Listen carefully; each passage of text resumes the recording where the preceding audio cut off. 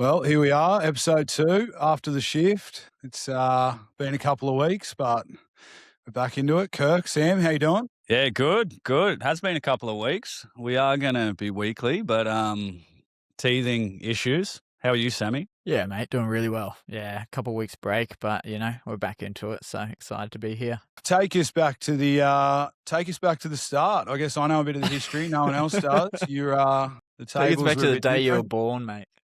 Yeah, the tables were a bit different back in the day. You finished school. How high was the ATAR? You finished year 12 too, and then you tell us how did we go from there? Yeah, it wasn't even ATAR back then. It was whatever it was before that. I can't even remember.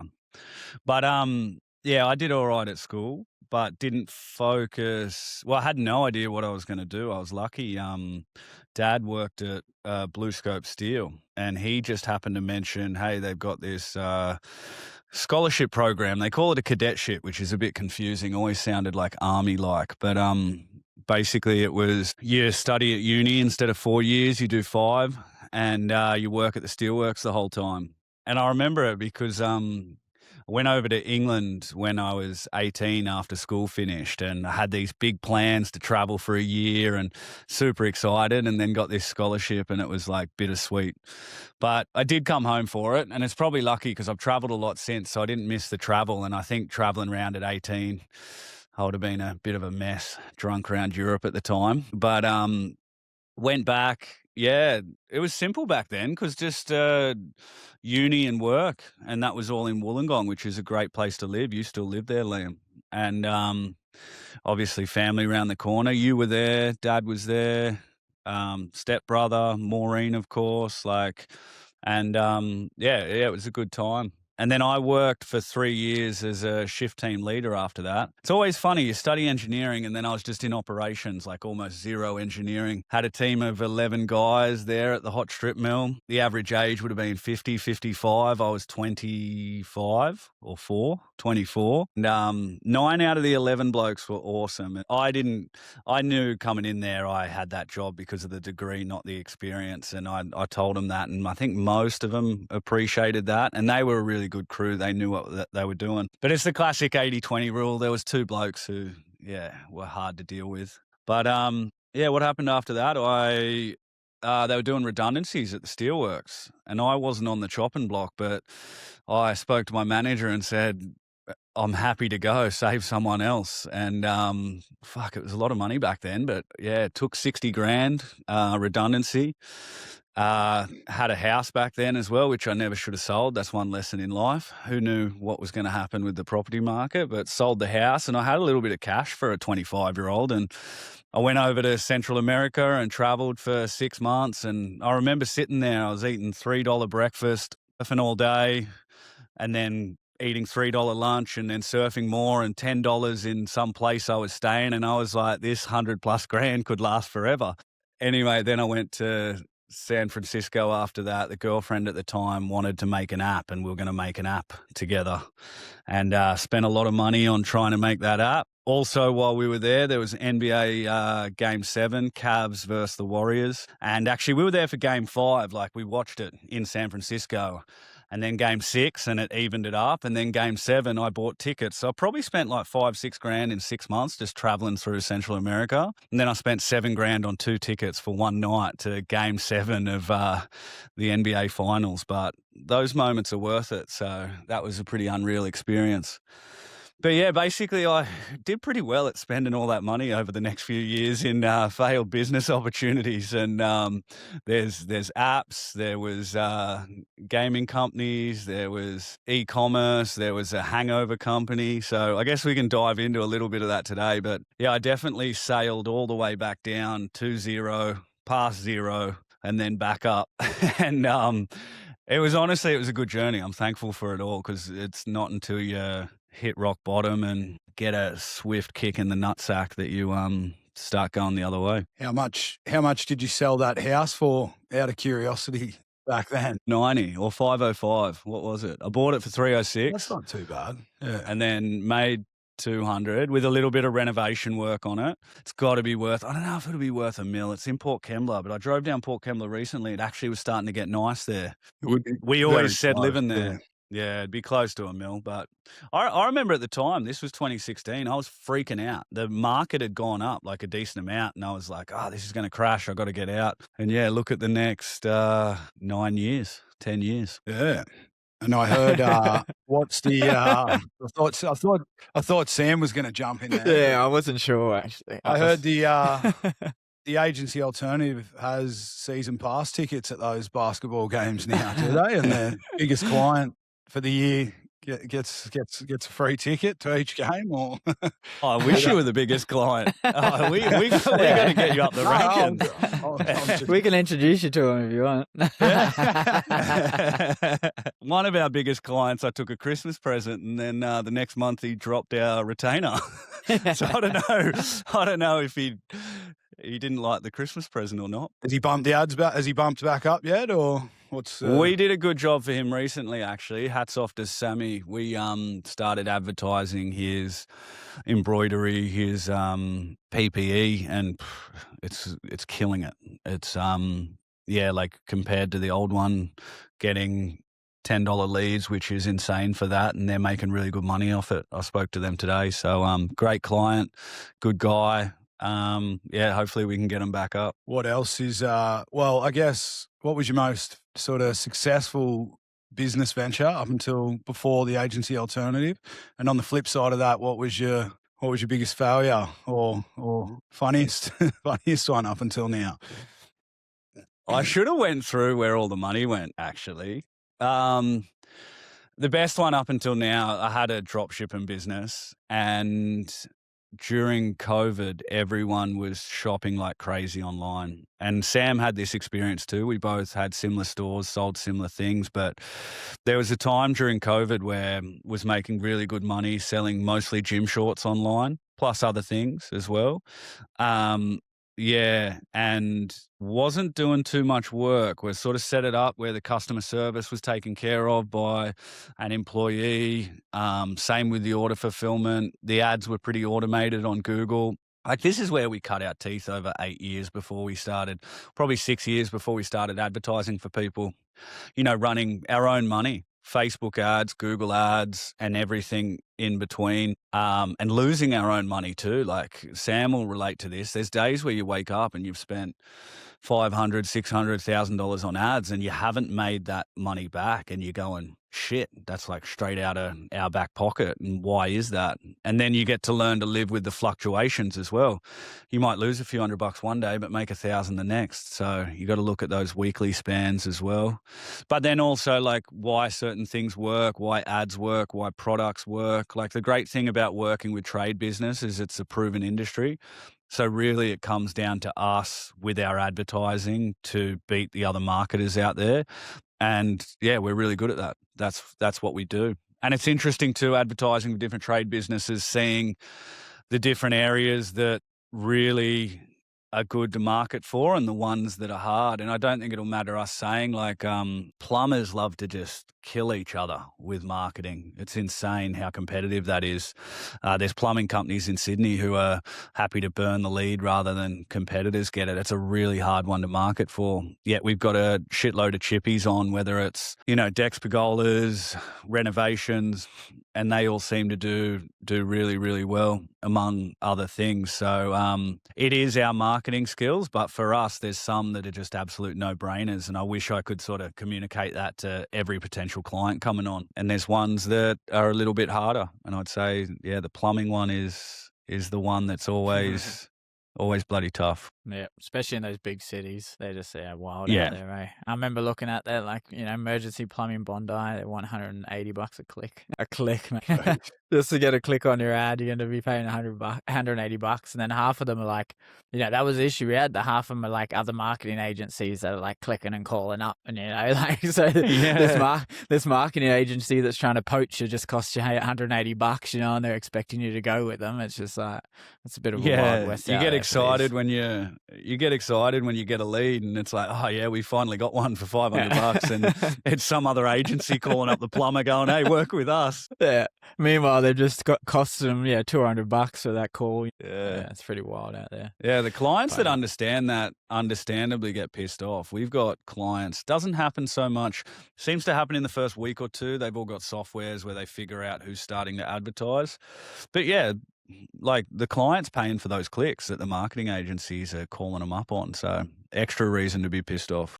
For sure. Is it just trades and service businesses mainly that you're working with, or what's the sort of most different or out there client you have at this point? Yeah, good question. So 80% of our book is trade and service based, 60% would be trades. We decided to focus on trades a lot because of working with you initially and having a lot of success there, working with other trades and having a lot of success. And also in marketing, it's always good to niche. When you're talking more directly to potential clients, it always works. So whether that's we're talking directly about specific trades in specific locations, and that's the same with that's just traditional marketing. It works better.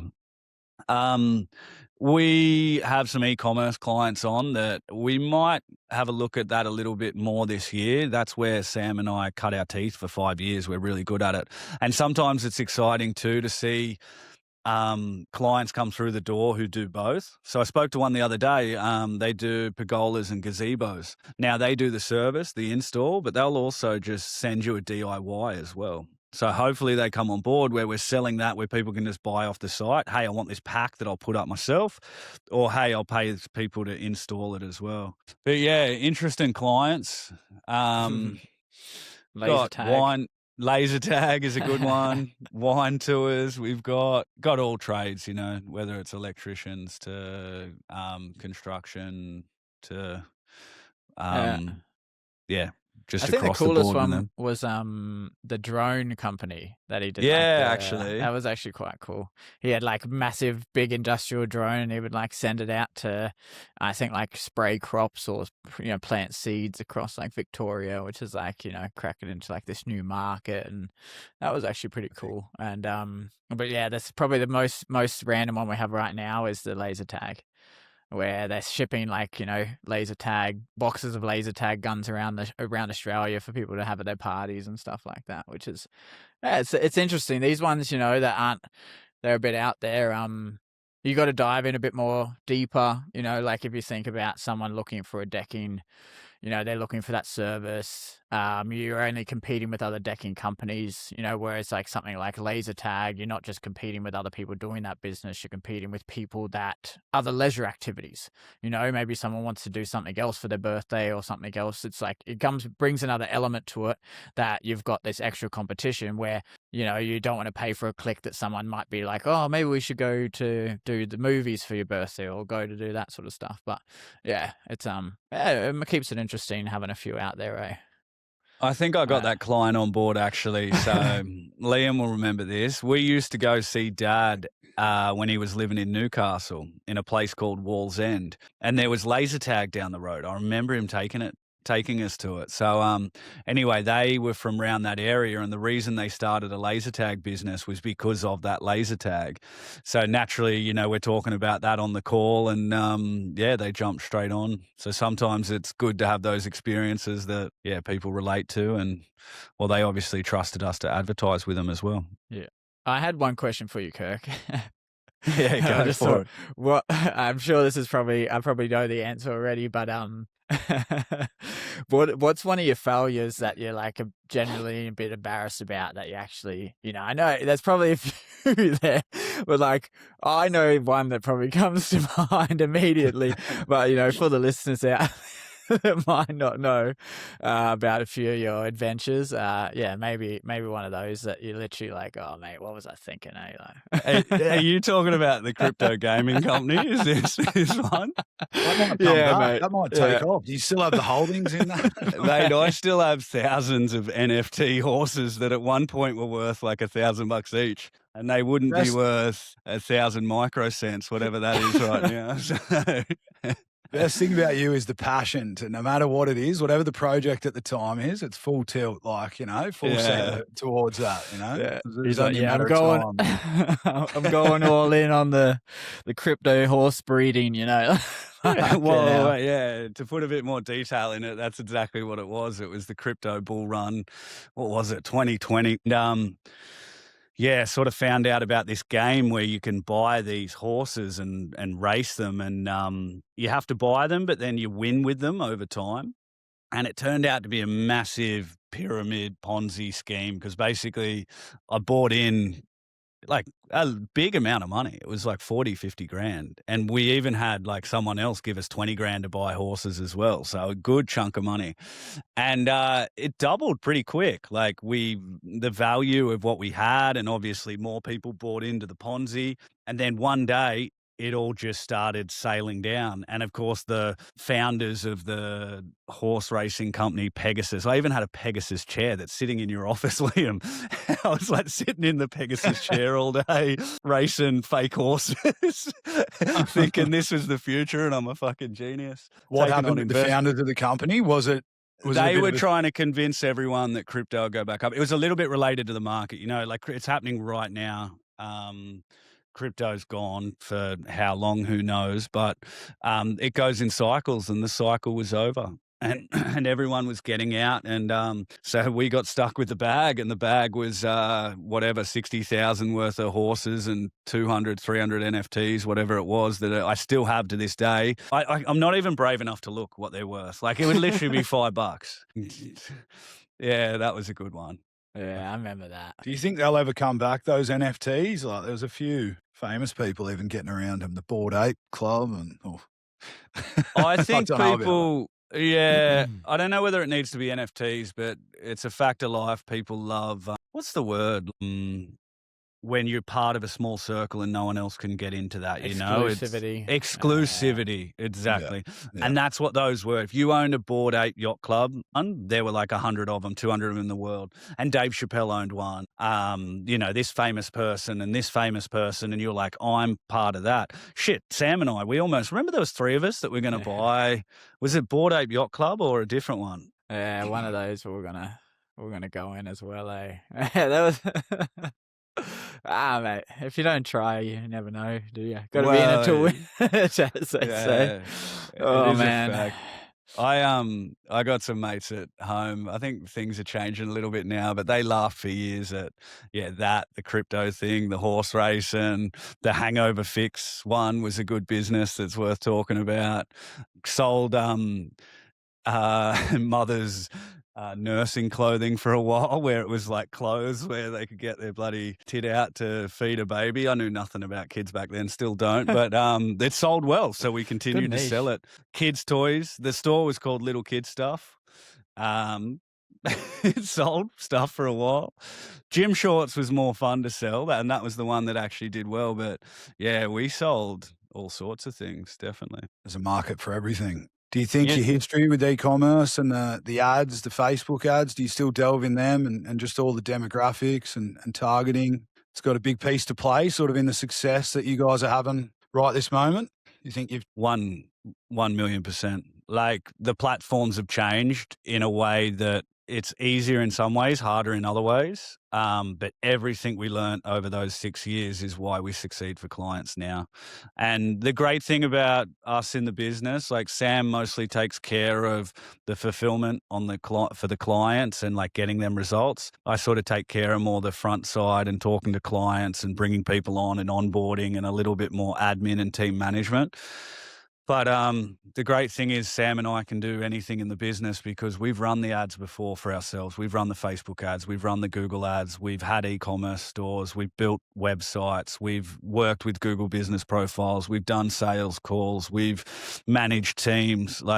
And having someone on board like that with Sam has been a game changer because we've only worked together. It's not a year now, but it's building up month on month. And yeah, personally, it's much better to go at it as a team. And even, if someone's away doing something for a week, then someone can take over and vice versa. So for us, but to answer your question, yeah, it's like anything in life. Like you get better at business over time, or you get better at digital marketing over time, or you get better at your trade if you're a carpenter or a plumber or an electrician.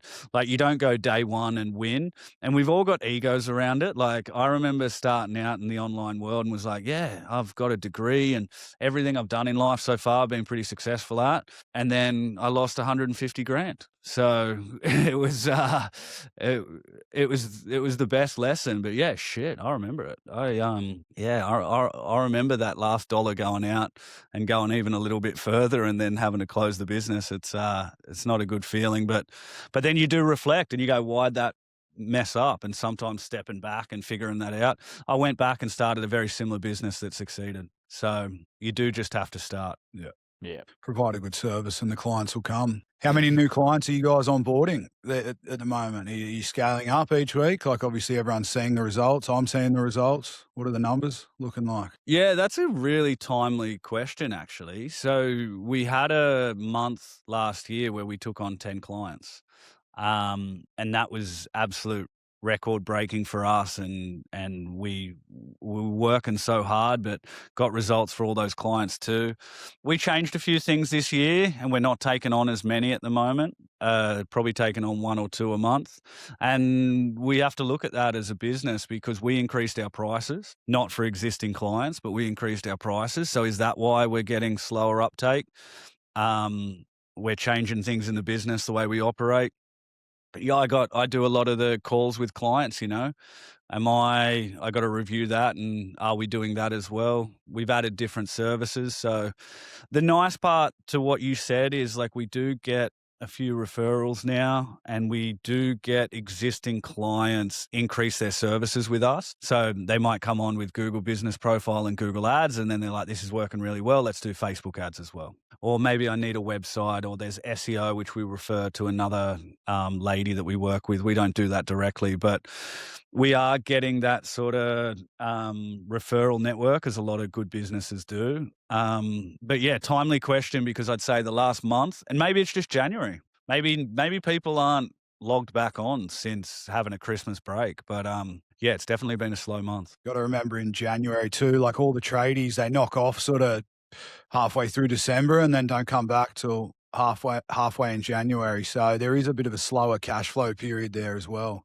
It's definitely slower for us. So potentially, they're looking at their outgoings through that period as well. It's interesting you say that too, because we are now more focused on trades. We've been doing this for years, but do we have a full year or a few years under our belt of how the cycle goes? Like, maybe October is going to be a cracker every year, where people are racing to reach their goals towards the end of the year or start of the financial year, and they're looking at the, second quarter and starting to go from there. We really got to look at that. And then the other thing is too, just getting people to know us and know we do a good job, a genuine job. I think we've got the best communication out there as well. Because the thing with a lot of these marketing agencies, you speak to someone on the phone and then you never speak to them again. They'll sell you, and then you're off to a 19-year-old who's running your ads.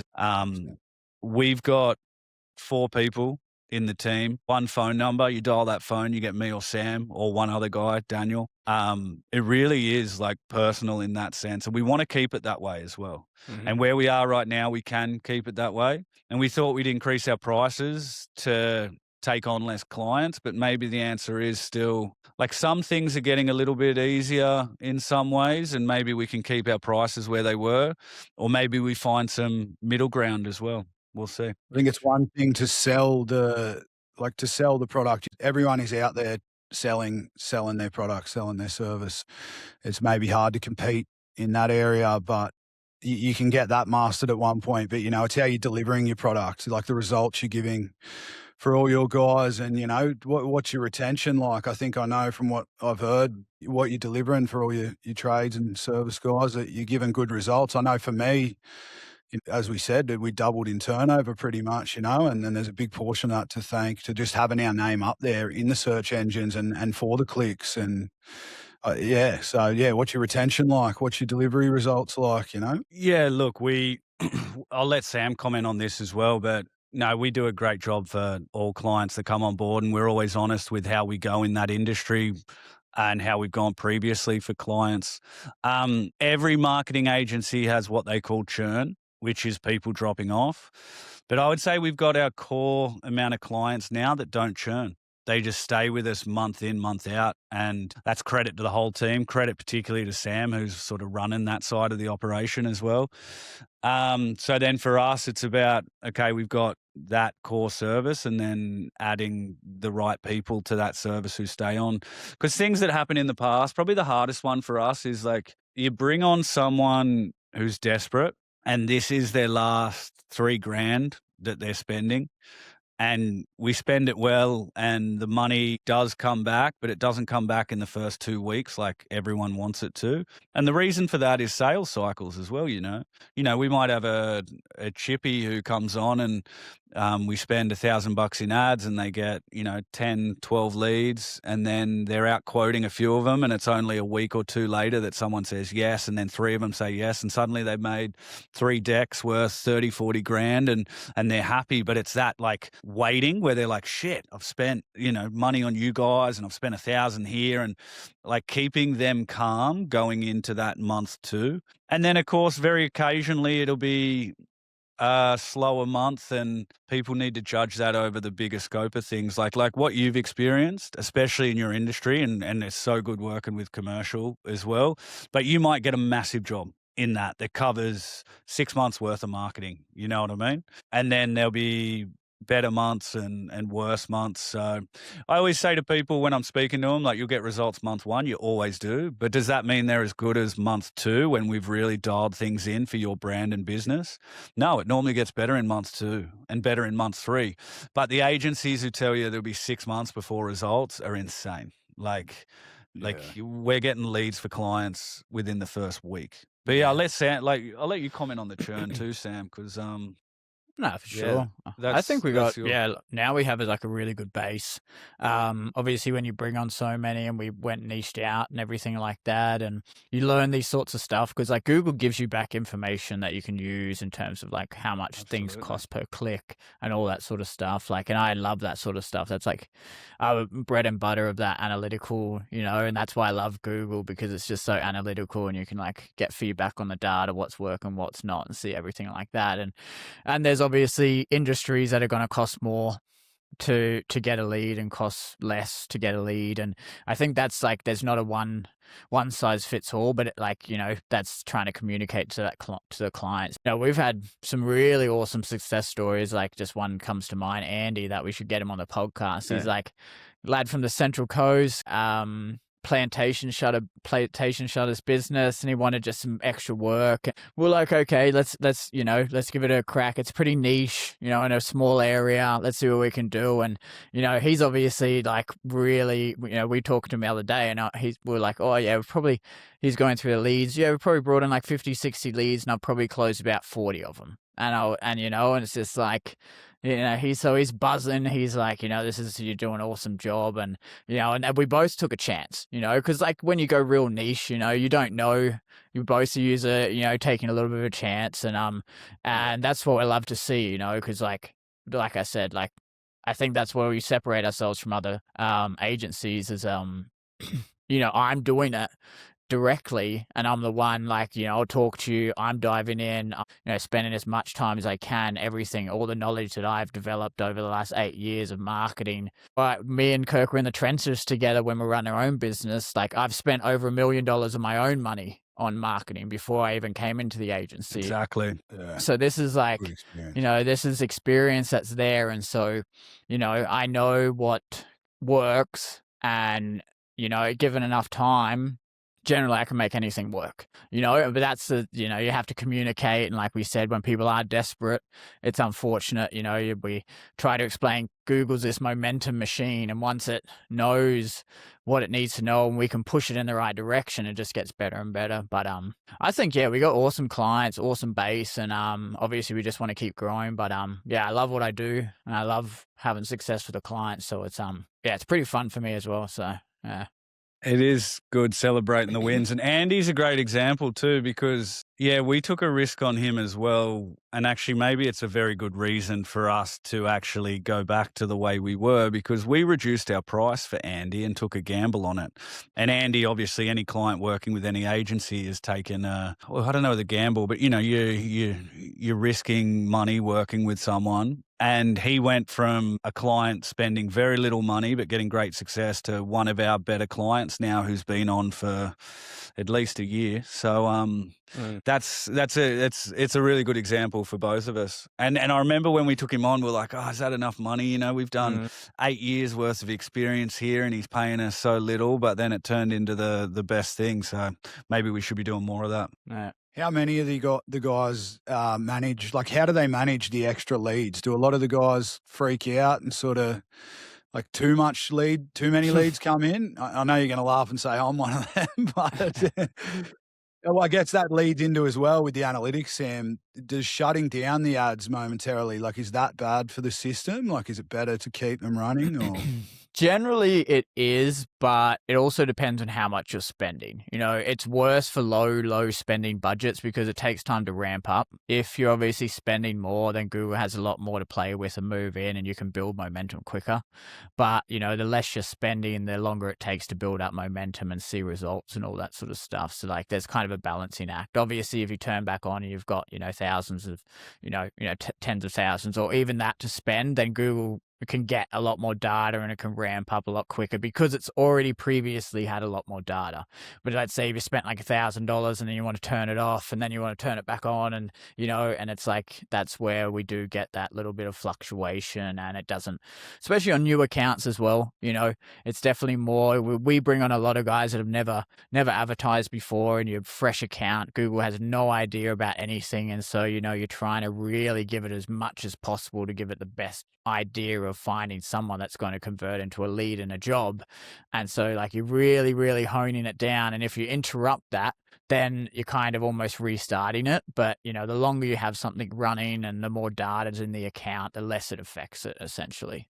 It's funny you said the leads. We've lost a couple clients because they've had too much work. Yeah. That's the funny thing. Like, they're like, oh, we don't need you anymore. I got too much work on it. I'm like, we're suffering from success. Yeah, I don't know how to conquer. There's a funny, and you're like, shit, I guess that's good, but it sucks, it's like, but it is what it is, and this is how it goes sometimes, I guess. So Yeah, Potentially, sorry, you're right. No, I was just going to say, you hope they'll come back or refer. I'll let you go first, Liam, but I've got a funny story about. I was going to say potentially in the future, when they get the overload of the clients and leads, with our experience together, we could sort of help out, like even with your estimating work and things like that, with the actual business growth portion of that to manage the extra workload.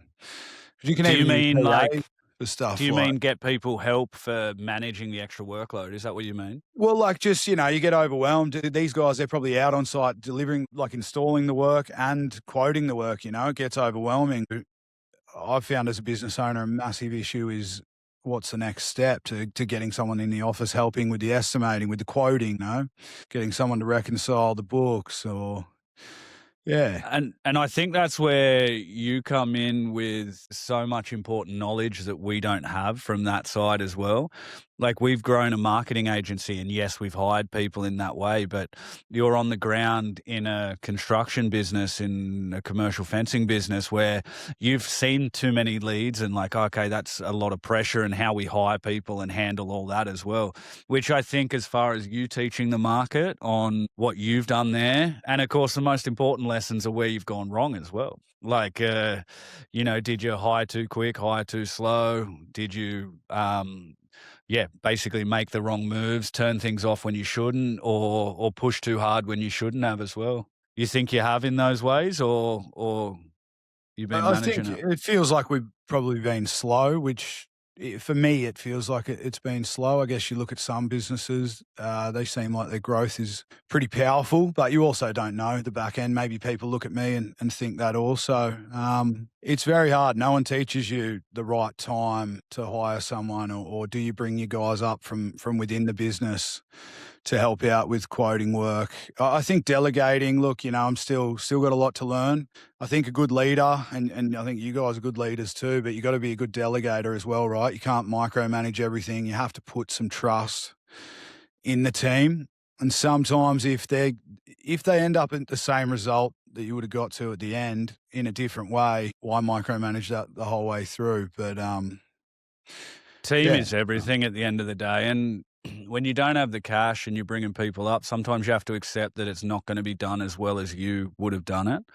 But then on the same token, eventually when you can afford that team or you get the right people in the team, they do it better than you. So I feel like growth is building the team and marketing. Like they're the two things we're focusing on internally this year. And that team includes AI, which we can talk a little bit about. Like we've got some things that we're working on in the background where we're using like Claudebot and things like that, where it could be incredible that is a team member. And that's going to be incredible for trade businesses and every business as well. It's a little bit scary for employment.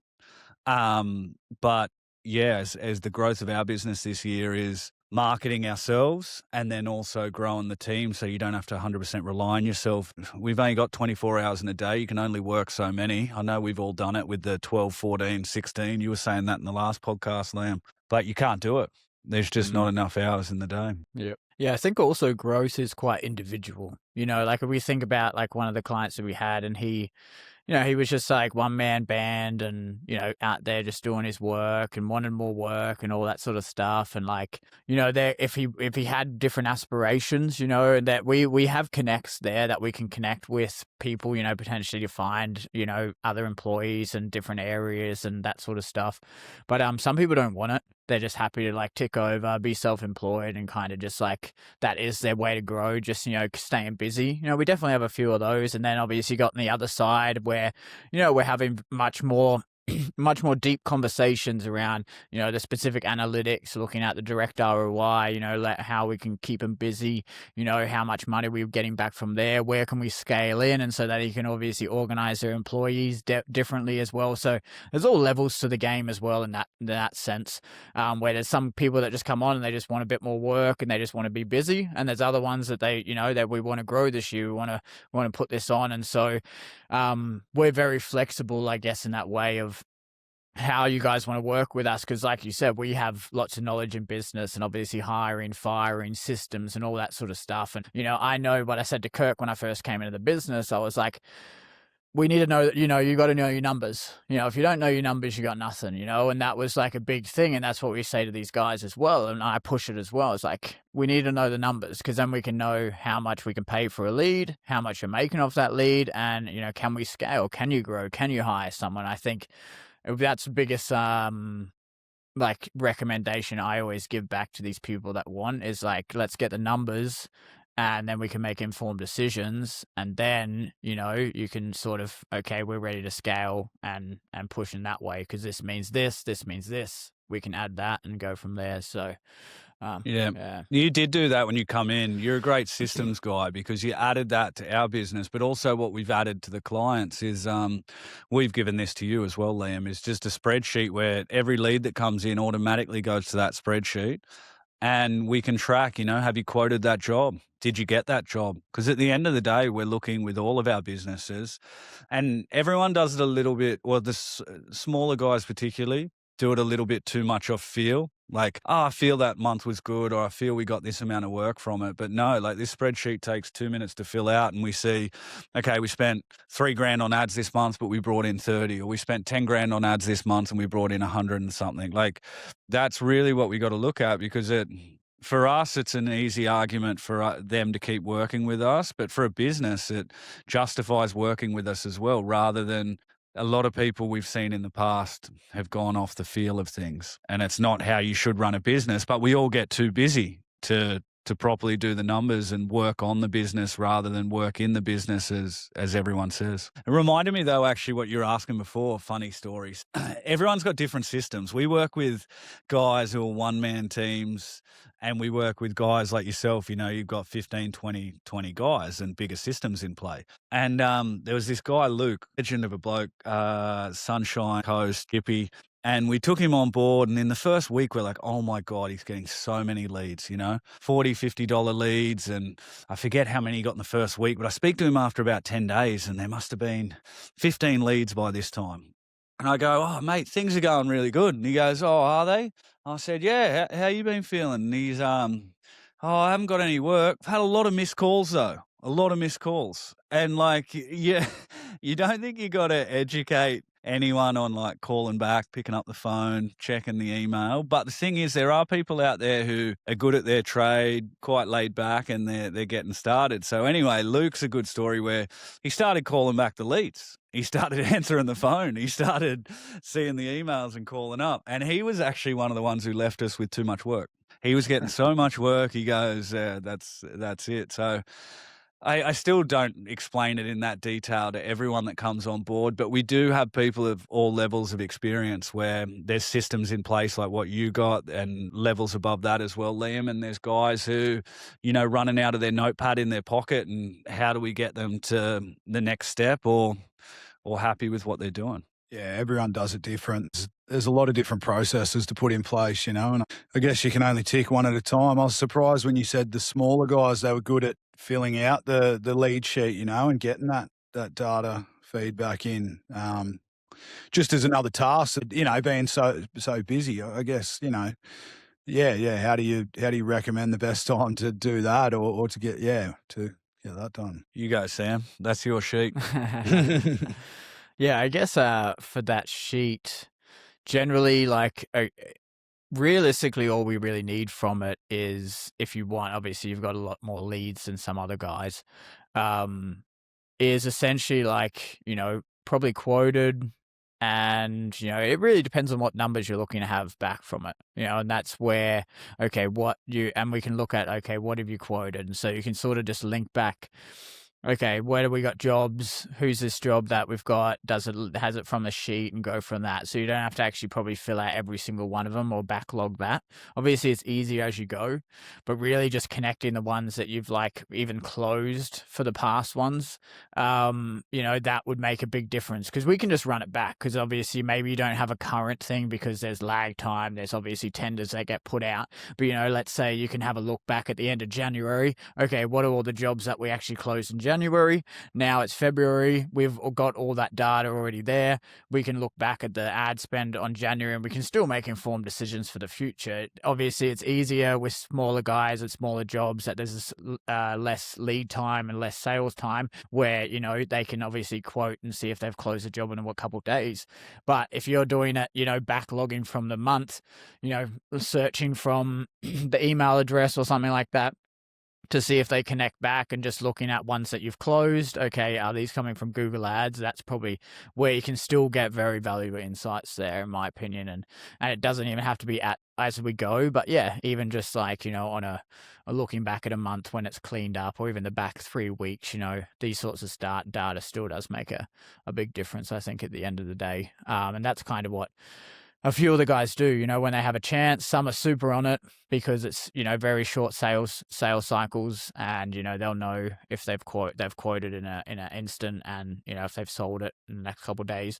And some are a bit longer, and you just fill it out as you can, But having that data there and seeing that you've contacted them, or seeing that we can at least see that it's a decent lead and someone's contacted them, see if you've quoted them, because that just gives us a bit more value that actually these are valuable to these people because they're relevant. If there's lots of ones where, didn't answer, no quotes, then also it can be okay, maybe some of the targeting's off, maybe Google's doing some weird stuff and that sort of thing. But yeah, I know it can seem daunting, but yeah.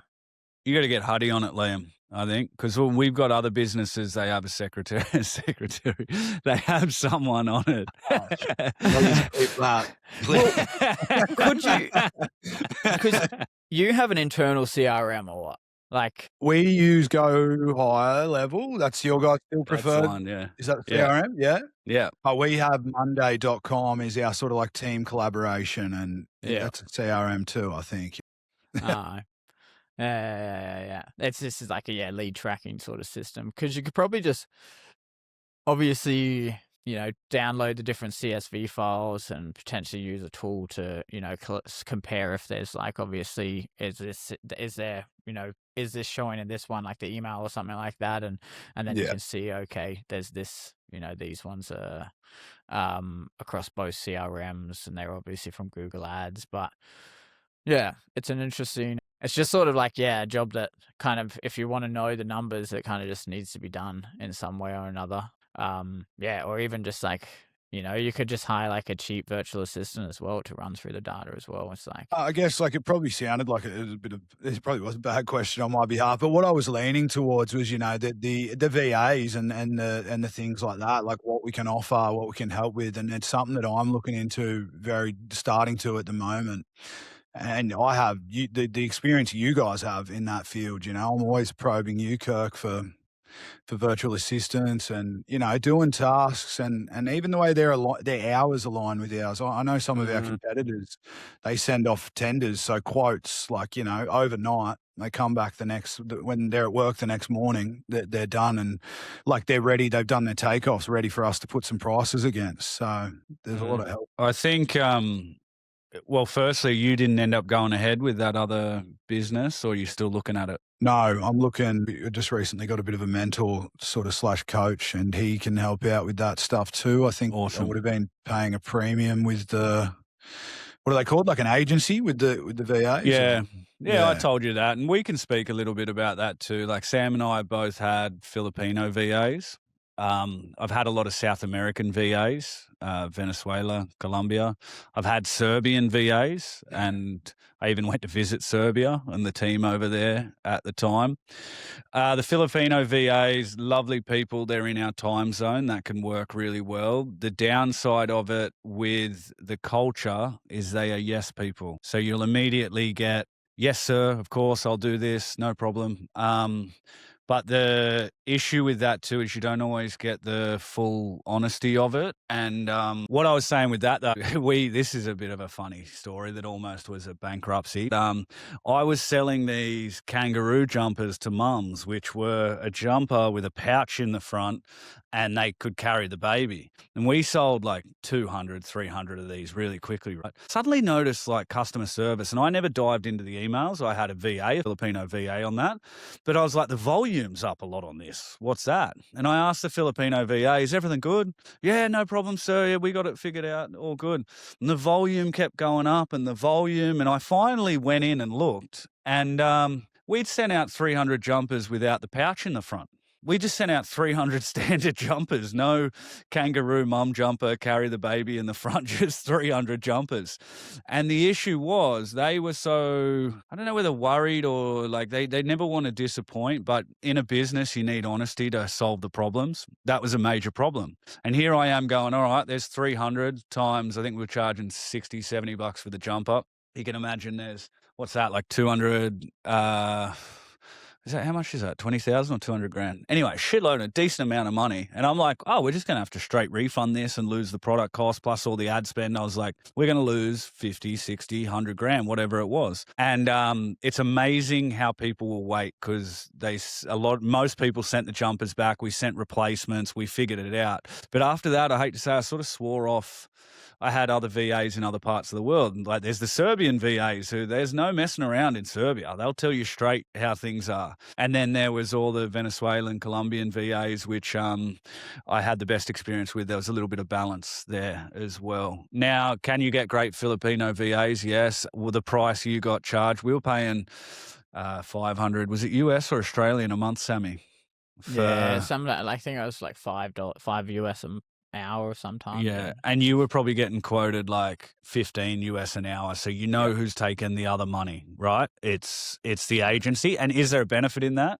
Yeah, absolutely. They're managing. If you have performance issues, you're not managing that yourself. But is it 10 US an hour worth? I think it really depends on the level of tasks you need that person for as well. for the VA, you know, like how much is that task worth to you? So how much am I willing to pay for it to be done? And because I think the beauty of a virtual assistant is, you know, you kind of take a risk if they're so cheap, and if it works out, awesome. But if it doesn't, you just try again. You know, obviously there's like this lag time, but for when I was hiring a lot, I didn't do so much due diligence. Realistically, there was no contracts involved. It was, you know, can you do this job or not?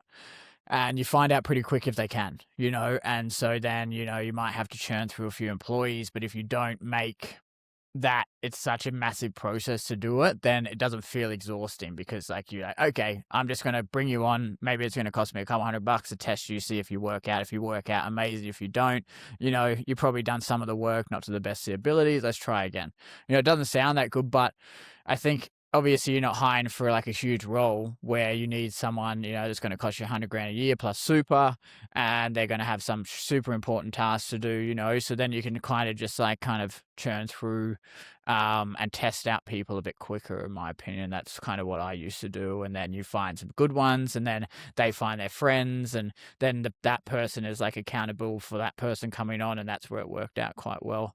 I had like, I don't know, 6 or 7 at one point, and half of them were all friends and family, and but they keep themselves accountable, you know. So, but yeah, it's also an interesting word to dive in, like we talked about with the AI agents and everything like that. So that's also quite an interesting area for the future as well, which I think is pretty cool. We're having a look at that at the moment, Liam, and we'll let you know what comes from it. But it looks like you can just speak to these AI agents on Telegram, and they work all hours for you doing certain jobs. So is the onboarding the same? Like you get a carpenter from the Central Coast, you get a carpenter from Perth. Not that location necessarily matters, but are they sort of chasing the same products? I know for me, you know, we got high security fencing, we have automatic gates, we have site A-class hoarding, like the main products we want to target. Is it pretty consistent across the board with the chippies, for example? Obviously residential, commercial, what's that look like? Absolutely. Yeah, we love the chippies coming on board, whether there's a lot of resi, commercial even better. But yeah, it's pretty standard because we know what works wherever it is. So, you know, if it's decks and pergolas, we can do decks and pergolas, Sunshine Coast, Gold Coast, Byron Bay, Sydney, Melbourne, wherever you want in that area. Now, we always make the branding, obviously, to the business, but we also have templates of landing pages, as they call, which is basically a website that work. And we always use them, and we know they work, along with the Google ads that we know work. So the onboarding, to answer your question, like if we onboard someone, it's a 30-minute call. There's probably 15 minutes of access. Hey, let's get access to Google ads or Facebook ads if we need it. Let's get access to Google Business Profile. Let's get access to the domain. Once that's done, then we move on to a few questions around what's the service area you want to advertise to. You know, do you have any discounts or offers at the moment? Is there some 10% first time discount, 15%? But after we just have a checklist of questions, we get started. We used to say 7 days. Honestly, Sam can probably turn them around in like 3 or 4 these days, but we still say 7 to give ourselves a little bit of buffer. And the great thing about that too is someone works with us today, we're set up in a week, and by week 2, they're getting leads. So it's not like you've got to wait 2 months, 3 months, 4 months for leads, which is a little bit different to everyone I speak to, because SEO has been around for 15 years. They're like, oh, you do SEO, that takes 6 months. It's like, we don't do SEO. We do a lot of paid advertising that gets results straight away. Now, we do a little bit of SEO on the Google Business Profile, so I'm probably speaking wrongly there, but most of what we do is paid advertisement, Google ads, Facebook ads, landing page builds. And it's interesting what you said before about like, could we be an agency to help people with VAs? Sam and I have hired more VAs than most people. Absolutely we could. But it's the same way as you sitting there going, okay, I do Palisade chain wire. You added timber hoarding to it, which like we add services as well. But then it's like you going away and going, you know what, I'm also going to do decks and pergolas or bathroom renovations. It's like is it worth us adding that on for the complexity and managing of things? Like, we have a very good service where if someone comes on, we know there's a very, very high chance of it working for those clients. That's why we're very careful adding other things. And then operationally as well, and you know about this, like, we can handle a lot of people coming on for that. But if suddenly we were like, okay, we're going to do VAs, we get one new client for a VA service, and it'd take us a lot of work to figure that out initially. And then it gets easier over time. Yeah. No, I agree with you there. Master your area that you're currently doing, and Exactly. Yeah, nice. We we- dived into the agency a bit, didn't we? yeah, what about Correct, that? mate. You gotta tell us a bit more about you, mate. Are you worried about telling everyone what you originally once were? That you're an engineer back in the day. I think that's a good claim. It's hard with the relationship between engineers and trades. Like, let's be honest, there's can be a little bit of friction there. So I'm not saying on every call I get on with trades I mention that. Occasionally I do. And I guess the good side of it is, and Sam's got engineering, even though he never worked in it, he's got the degree as well. Maybe that's twice as bad, both of us engineers. But yeah, it means we can do the technical side at the end of the day. It means we've spent a lot of time behind the computer as well. And that can be a good thing for what these businesses need. A lot of the people we work with, they don't have the technical skills to do it, or more so, they just really don't want to and don't have the time to learn as well. But yeah, engineering background. Yeah, Quite a What few was of us, actually. What was the engineering thought on the hang drip? We touched on that pretty quickly, but I can tell the hang drip story. Camelback. Have you still got a hang drip, or what was? Well, that was like, I left the steelworks with the redundancy that year, and I traveled for a year. I went through Central America, a little bit of South America, and I was hungover/drunk in Guatemala in a hostel. And I had a Camelback for hiking, you know. I'm in Guatemala, we're hiking in the forest, and then you're staying at hostels, getting drunk all night. I'm in a bunk bed, and this one morning, I was like, all right, I'm hanging up this Camelback. I think it was before I went to sleep. And I woke up in the morning, and you're parched. You're like, there's just that moment. You just feel terrible, and you're like, how am I going to get from here to the water bubbler or the kitchen sink to get water? That's And so I was true. like, my God, there it is. Like, I've got the Camelback and I'm drinking from it. Then the next day I put some Barocca in it. So then I was like, Barocca as well. And I came home, and I was literally at the pub with a good mate of mine, Luke. I was best man at his wedding. And he goes, there's a business idea in that. Let's do it. So like a week later, I went to China and got like 1,000 Camelbacks, and they all had hang drip on it, myhangoverfix.com. It was actually a funny idea, and we knew nothing about marketing back then. So I'd literally at that stage almost zero experience in business apart from a little app.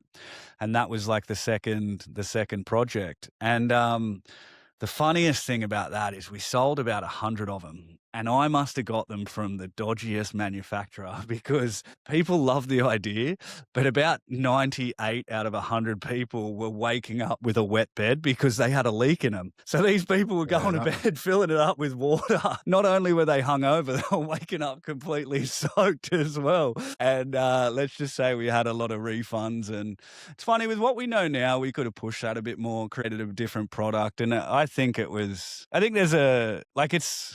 it's never going to be the biggest business in the world, but it was a laugh. And I think the name was good. I've got a mate who he wouldn't have known your product was dodgy, because when he drinks, the bed would have been wet, because you can't hold his bladder together every time he drinks. So you would have been right with him as a customer. He's like, just another night. There's definitely a good business idea in that. There's plenty of stuff relating to hangovers. I don't know if you guys have seen it, but in Woolworths, there's what's it called? It's like Korean peaches or something. Have you guys seen it? It's like bay juice. That's what it's called. But yeah, Korean or Japanese. But the whole thing of it is that it's supposed to swipe hangovers. I'm not sure how well it works, but they're selling in Woolies. So yeah, Really? it's done all right there. I'll bring some I think back, it's mate. I think it's like a lot of things, and why people become successful in maybe their second or third business. It's like you get better at business, full stop. But I look back, there's a lot of these things that could have worked. You know, what if we stuck at that and made a better product and sold that, and then we're finding out things that actually cure hangovers, and we were adding that to the mix rather than just a Barocca. Like, it could have led down that path, and you find problems to solve. Yeah, there's a lot of businesses out there that I've almost started that you're like, okay, that would have worked. But then at the same time, I'm very cautious of it now. We're doing a good job for clients and staying in our lane, especially, yeah, until we get it to where we want to as well, because I've had businesses on the side before, and basically all businesses suffer. That was another one, the pheromone cologne. That almost started. That one's still happening, isn't it? Or Oh, it sort of got, well, by a mate who, yeah, there's a bit of a story in that. We started this pheromone cologne, and I knew a company in the US that was doing really well out of it, and I was surprised they were doing well. But when I saw their numbers, I was like, oh shit! And I mentioned it to a mate in Australia, and he was keen to get started on it. And so we got it manufactured in Melbourne, and it's crazy how much pheromones cost. And it's a bit of a grey area. Some people say they work, some people say they don't. All we know with all the testing that we did was that everyone loved the pheromone cologne more than the other one. And basically what we did is we had a very similar to Johnny Depp's Sauvage in smell, but we added legitimate pheromones to it, and that was the more popular test. And we were going to go ahead with this until my mate lost his job, and yeah, I was sort of disappointed we didn't go ahead, because truth is he would have had time to sort of push that and go for it. But don't think he's a typical entrepreneur. He's an absolute legend of a bloke, but some people would take that opportunity. Okay, I've got 6 months off between work, I'm going to start this business. But for him, it was sort of the opposite. He's like, I don't have and he had capital too. He had plenty of money in the bank. It was just, he didn't feel comfortable starting it when he didn't have a job, basically. And I think people have to be reflective on whether they are that entrepreneurial type and that risk-taking type as well. Because as I said, this is a guy who's still one of my best mates, but my actions in that would have been quite different, to dive headfirst in it. And instead, he sort of, started applying for other jobs, one of which he now has. The agency got more serious with Sam and I, and we never went back to that. But hey, out there, anyone listening, if you want a project that's 90% done and to run with it and give us even a tiny, I just want to see it live, even if we got like a tiny chip back. We have branding. It's called Favor. We've got box, we've got bottle, we've got cost of goods, we've got marketing. It's like, it's on the edge of going. I'm just not touching it right now because we're doing other good things such as this. That's it. Staying in your lane, like we just said, mastering the one. It's so hard too, because it's not that we've all had, we've all got levels to go. It's not that we've had 100% success, but you get to a certain stage in your business journey where there's projects you see that you could make work, but we've only got a certain amount of time in the day to put towards it. And until all the AI bots take over and give us more time, we got to focus our human time to that. Yeah, Sammy, there was definitely a bit of feedback from your mic before. When you muted that made a difference. I don't know about you, Liam, but yeah, it just started raining here. I could see the purple box, but it wasn't too much going on. Sam, it wasn't too much noise. Drip sweat now with the fan off, the poor guy. Mate, we got to upgrade his mic. Sam's on the old one. We got to get you one. Quality sounds pretty good on your end. Am I still quiet, or I guess it must be? Nah, you're good. You're good. What, can you hear now? Yeah, I can, but it was more when you had that purple box on the whole time. So it was like, it looked like your audio was coming through the whole time for whatever reason. Okay. Yeah, that's annoying. Well, it just started raining, so could be a little bit of background noise. Sorry, lads. All good, mate. So what other stories you want me to tell? What have I missed anything? There's the cologne, the hang drip, the hangover fix one. There's the gaming company. There's e-commerce stores along the way as well. It's been a journey. And yeah, we're calling out Sabri Subri and all the clients we get from him, because he's a good marketer, but he's terrible at client fulfillment and the costs are way too high. But Yeah, look, I think everyone needs to look at their business and look at their advantages and disadvantages. Drop shipping, Sam and I were part of the top 5% in that. 95% of people who start drop shipping fail, and I'm sure there's people listening who tried on the side. Hey, I swear I was like one of the ones failing initially and then just got to the other side. But the problem with drop shipping, low barrier to entry. You don't need a lot of money. You can create a website with Shopify for like $29. It's just time. You go into China looking for products. Like, the problem is the amount of people that are doing it. Commercial fencing, less competitive, which is fantastic, but obviously it's been a journey for you. And there'll be other ones that are even less competitive. But we have to realize, even as a marketing agency, it's a slightly higher barrier to entry, and that's because a lot of these people who drop shipped, and a lot of like nerdy gamers were good at drop shipping because they love spending time behind the computer and all this. But if you're a nerdy gamer who doesn't like to speak to people, agency world's not good for you, because at the end of the day, I'm speaking to people all day. Sam's speaking to clients. You have to interact with clients. And that's what these guys don't like. And that's why they like e-commerce and drop shipping, because you're not interacting with clients. The main people, you might interact with a supplier occasionally. Sometimes that's via text.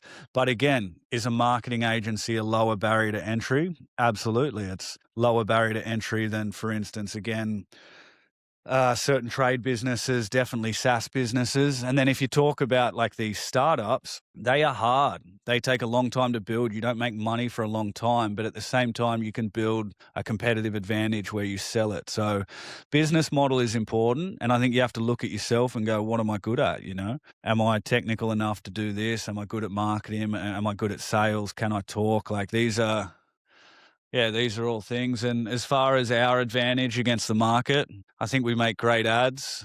And I think having a small team is the best thing for us, and we want to keep it that way. I'm not saying we're not going to add one or two, but I'm saying these big guys in Melbourne or Sydney who'll charge you $3,000 a month for their services when we charge $1,000, for instance, it's because they're paying for a big office. It's because they're paying for staff. It's because they're shipping you off to a 19-year-old employee and paying a big sales team. They got no great direct line of contact. Like, we solve all those problems. And that's why we have a massive advantage to work with compared to other people, even though we're using the same tools of Google ads and Facebook ads. And it's interesting too, because they'll tell you, we're affiliated because we're big and all that. Sam and I know that's all bullshit. We have all the contacts at Google as well. And at the end of the day, we're all using the same one platform. And it's just what you write, the images you use, the video you use, and how you spend the money on the different keywords and everything else. Yep, 100% agree. Yeah, like you said, it's problem with the industry is like, you don't need a degree, you don't need a ticket, you don't need like a certificate to say that you're obviously, like you say, we can build rapport with our clients, and we're good at what we do, and we were in the trenches before. We didn't just go on YouTube, learn something about Google ads and then start an agency. We will run their ads, spend our own money for years and years and years before we even moved on to marketing, moving on to the agency, especially, both of us, we that's when we met, when we were in the trenches, in the e-commerce trenches, spending our own money, figuring it all out, whether it was Facebook ads, Google ads, like, that's a pretty good story, like, in terms of the OG Google shopping, I was there when Google shopping started, people.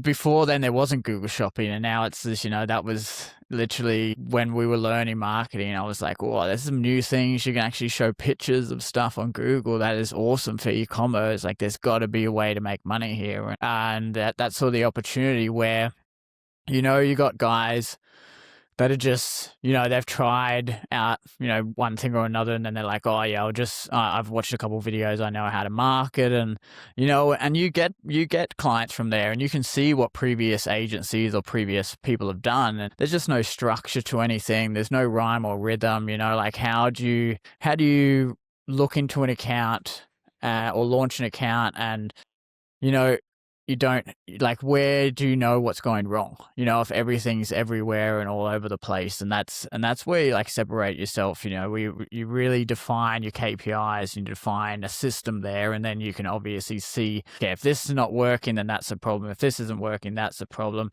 and you know exactly where you need to move. But if everything's a mess, then you don't know where your kink in the chain is. That's I think that's what we do really well. It's just like everything's super clean, and so if there's anything, we know exactly where. If it's not working, we know exactly why. And that's what we need to change. It's not guessing. Oh, okay, yeah. I got a coconut delivery here, actually, guys. I'll be back in a second. I'll mute myself, actually. Clip that in. He just popped his head around. He's like,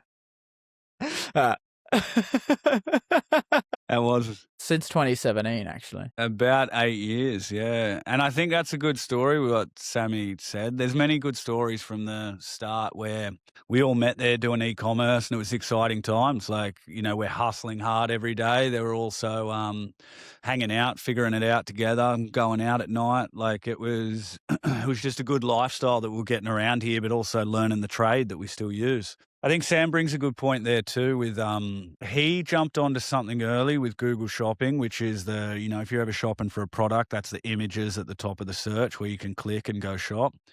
And he saw it and went, hey, I'm going to look at this and go after it. And I think the best example of probably what's next here, especially for Google, is they're going to be advertising in, they call them LLM models, but basically the Gemini's, ChatGPTs, AIs of the world. They're going to be looking to make more money out of this at the moment because, yes, all right, they charge a subscription fee, but there's also they're going to advertise through it on free plans.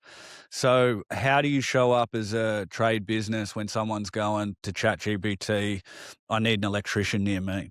Like, what makes you show up compared to someone else? And I think that's the next big avenue, to be honest. And I think as soon as we see that, ChatGPT's already come out and said they're going to advertise this year by April. We're going to be jumping on that for clients. And I think that's, and that's where too, we have to realize as a business as well, how are we going to change with the market as it changes? Like, I know that most trade businesses, they're not going to not want to figure this out themselves. So to be Sam and I's job, figure that out, bring it to the market and go, okay, we're going to make you lots of money this. And Sam, credit to him, and I do it now, but I didn't do it in the past. I was like, I'm going to stick with Facebook ads. He jumped across to the new thing and made an absolute killing. He made more money than I did out of Google ads. We both did well, but he was early. And so I guess the big thing for all businesses, it's like, how do we be early and how do we be across all of it? Is it Claude that we're using? Because Claude, from what everyone tells me, including you, is better than ChatGPT. Is it Gemini that Google uses? And like, is Google ads going to become more about Gemini and advertising through that? Like, things will change. There's no question things will change and we need to be on top of it. And Sam and I have an 8 to 10 year advantage, plus the previous sort of past before that of being involved in tech and the technical side. So that's where we're excited for the next few years. In 10 years' time, who knows? That might be a different story. That might be where things are really getting taken over by a lot of different AI. And but we don't know too. There's been revolutions before with all of this, and there's been plenty of work that's been created as well. So let's see. I don't think we can predict 10 years, but we can definitely predict the next few years. Sam's back. I don't know if you heard that, but he can watch it back. Yeah. Didn't hear that. Sorry. We are. What do you... People do that in Oz, though. What do you think about that as a business owner? Would you do be taught how to do it and do it yourself, or is that not what you're looking for? Exactly. Yeah, that's good to know, and I agree as well. And it sort of sides with us too, making the pricing very fair, where we are just that core part of the team that you never want not to be there. And I think that's what we're learning a lot with pricing and how it all works as well. And I think most people don't want to do it themselves at the end of the day. Like everyone I talk to, they've got no interest in learning the technical side. They've got simple goals. Hey, I want to get off the tools. A lot of guys are 40 years old who I talk to. And if I'm perfectly honest, some of them are scared looking down the barrel going, shit, I'm still going to be doing this when I'm 60. And they're like, I need to get off the tools, more admin. And it's not always completely off the tools. It's like, hey, I still want to hang with the boys, but maybe I'm out there 2 days and then I'm 3 days in the office. Or maybe I'm not doing as much work when I'm out there and I'm taking those calls and I'm organising things like that. So I think, that can be the biggest motivator for people. And look, our client base is awesome and they're proof that yeah, it's an important part of any business, and we wouldn't be in business if it wasn't important to our clients as well. Yep. Yeah, I think in terms of that, it's like, where do you draw the line? I guess, that's when you end up being just a one-man band and running all aspects of your business, and it's overwhelming, and you drop the ball and everything, or that's that kind of thing. It's like, oh, okay, well, I can do this. Well, then I'm going to create my own content as well. I'm going to then edit my own videos. I'm going to learn editing and video editing and all as well. And it's like the same thing with our business as well. And any other business is like, you have to draw lines, and it's nice to know a little bit about everything, but you can't be a master of it all. Otherwise, it's just no growth. And like, there is some people that you want to learn a bit about marketing, and I respect that. It's always good to know a little bit about everything in your business, especially something you put money to. But like, running your own marketing while trying to run every aspect of your business and all that sort of stuff, it's just, I think long term, it's just not viable. And like, yeah, when we talk about the experience we've got behind our belts, I wouldn't, if I wanted a bloody fence built, I'm not going to go try learn to do it myself. I'm going to ask Liam over here to do it. I'm not going to be like, nah, actually, I reckon I could put that up myself, and just, it's just not worth my time. I think but I think, yes, in the early stages of business, you don't know the value of your time as much, and maybe your time isn't as valuable in the early stages. So I think it's like lessons that people learn, and they think, oh yeah, I can just learn marketing over a weekend, and you can learn the basics, and you can learn how to set up an ad campaign, but they also you don't really learn that all these companies are working against you. They want you to spend as much money as possible on these. Every recommendation Google or Facebook gives you is so they make more money. Literally, it's upsells. When you go on those shitty little websites to buy a flight ticket, and you get upsold for everything you can ever imagine. You're ticking all the, I don't want this, and that's what all these things that are ticks for you online, they're made to upsell for that business. That's how I see it, and we have to tick all this stuff off. And if you don't know it, that your ads will be shown in Bangladesh when you're trying to get decking jobs in, the Sunshine Coast, because someone in Bangladesh has searched up Gold Coast or Sunshine Coast, and they're interested in that area, and you haven't ticked the right box to say, I don't want that to happen. And now your ad's been showing up in, I don't know why I said Bangladesh. It just came to my mind. But for an example, it's mate, true, and they're spending your money on someone that's, and that's, I think, the big thing that a lot of these guys don't realize, that, as much as it looks like they're out to help you, it's to help their bottom line at the end of the day. And it takes a long time to learn that stuff and filter through what's good and what's bad. And, if you've got so many other things to do, then, you'll get to the conclusion that it doesn't work. And it's just that, if I was trying to go back to the fence, if I was trying to put together a fence without solid instructions, and the old mate selling me the fencing panels was saying like, yeah, you're going to need this, you're going to need that much, you're going to need all this, because he knows you don't know anything, and he's going to make so much money on all this leftover stuff. And you're like, oh yes, thanks, man. Yeah, I'll take all this, and you end up being like, oh man, fencing's too hard. I can't make it doesn't work for me. I can't, and it's like, you just didn't have the right, you didn't have the experience, you didn't have the right tools, you didn't have the know-how. And, it's just, part of learning, part of experience, and that sort of stuff, yeah. And the other thing is too, so Google makes $350 billion with a B per year in search marketing. So Google Ads, basically. They make $400 billion a year, I think, last time I looked. They don't want search marketing. They want it they want you to spend more, number one, but they also want it to work at least a little bit so you keep spending money. And I think there's an element of them that must be shitting bricks at the moment with like ChatGPT and people asking things like that. And when you're away, Sam, that's what we're talking about. I think the next big avenue for us and all businesses is advertising in ChatGPT, Grok, Claude, all of these, because like you did with Google Shopping in the early days, there's a massive opportunity there for all businesses, and obviously us to help businesses as well. That's what's next. That's what's coming. ChatGPT came out and said in April they're starting paid advertisement. So these are things we'll be looking at. But these platforms want it to work because they're making all that money off it at the end of the day, and off us and you guys and everyone. We just got to make sure we're making more money back off it as well. So 100% agree. Yeah. You got to know how to work it exactly, and if you don't know, then you don't know. yeah, it's about having your presence set up online, basically. So are you set up in all different spots? Do you have a Google business profile? Are you set up well with SEO on Google? Do you have a LinkedIn profile? Basically, is your presence online really, really good? That's how you're showing up in these models at the moment. We actually shout out to the tool we just created. It's AI visibility tool. So are you showing up with AI? We started launching it this week. Hopefully people will see ads, but that'll give people a little bit of an insight as if they are actually being seen there. And then, of course, we can help people show up there with some of our services, and also some of the services that we work with a girl named Danielle who does SEO and really helps with that, showing up in ChatGPT, Grok, Claude, all these ones. Yeah, we can wrap it. We got a long list of 30 people. We just got to line up people for the podcast at that time. So be exciting to have people on. We still got to learn a little bit more about Sam at some point as well and his story. Yeah. We know a little bit, but some of the escapades around over each episode. We'll There's get some deeper good- and deeper, get to know each other better and better,